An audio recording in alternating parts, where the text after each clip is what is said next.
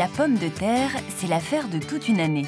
Une récolte par an, ni plus ni moins. En voici la preuve.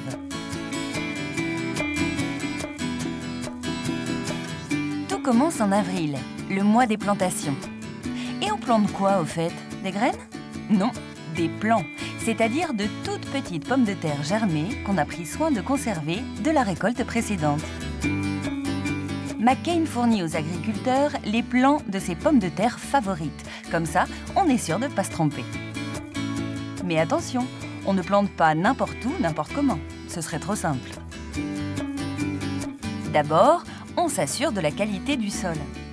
On choisit une terre fine, sans cailloux, avec un bon taux de matière organique, comme disent les spécialistes. Bref, une terre qui a pris le temps de se régénérer. Et pour s'en assurer, on veille à ne pas utiliser les mêmes parcelles année après année, mais seulement une année sur 4. Exigeante, la future pomme de terre. Et en plus, elle craint la lumière. Voilà pourquoi l'agriculteur forme une petite butte de terre autour de chaque plant. Un sacré travail, car on peut mettre en terre environ 35 000 plants par hectare. Faites le compte, ça fait 35 plants par mètre carré. Et quand vous savez qu'un seul plant peut donner entre 10 et 20 pommes de terre, imaginez un peu la quantité de frites. Mais bon, là c'est mon estomac qui parle. Je m'égare un peu. Car avant de passer à table, il y a encore bien des étapes.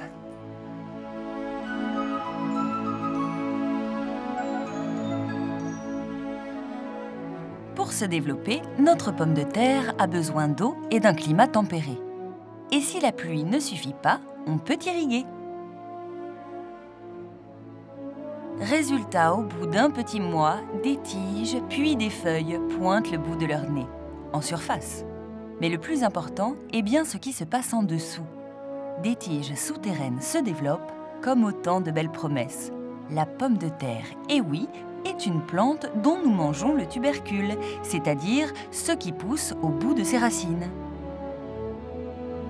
Les jours, les semaines, les mois passent ainsi jusqu'à la fin de l'été.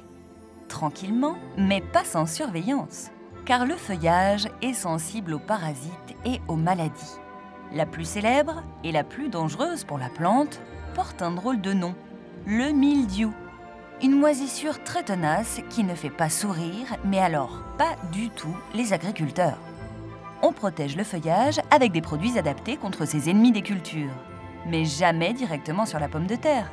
Et pour cause, elle grossit sous terre, bien cachée, la maline. Vient alors le temps de la récolte. Nous sommes fin septembre, début octobre, et la pomme de terre a atteint sa taille adulte. Surtout, elle est suffisamment sèche, pas trop humide. Et c'est important, car c'est ce qui donnera des frites bien croustillantes. Et rassurez-vous, il y en aura pour tout le monde. 40 à 50 tonnes de pommes de terre sont produites par hectare. Autant dire qu'il faudra de la place pour conserver tout ça. Car à raison d'une récolte principale par an, il faut que nos pommes de terre gardent la forme pendant plusieurs mois. On ne va quand même pas tout manger en quelques semaines. Bref, on récolte les pommes de terre avec de grandes machines spécifiques et on stocke les récoltes. Où ça? Dans un bâtiment qui protège de la lumière et du froid avec une bonne ventilation pour éviter la germination.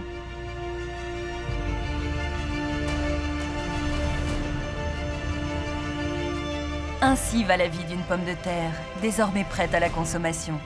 Jusqu'au bout, on aura veillé sur elle, pour le plus grand bonheur des amateurs de frites.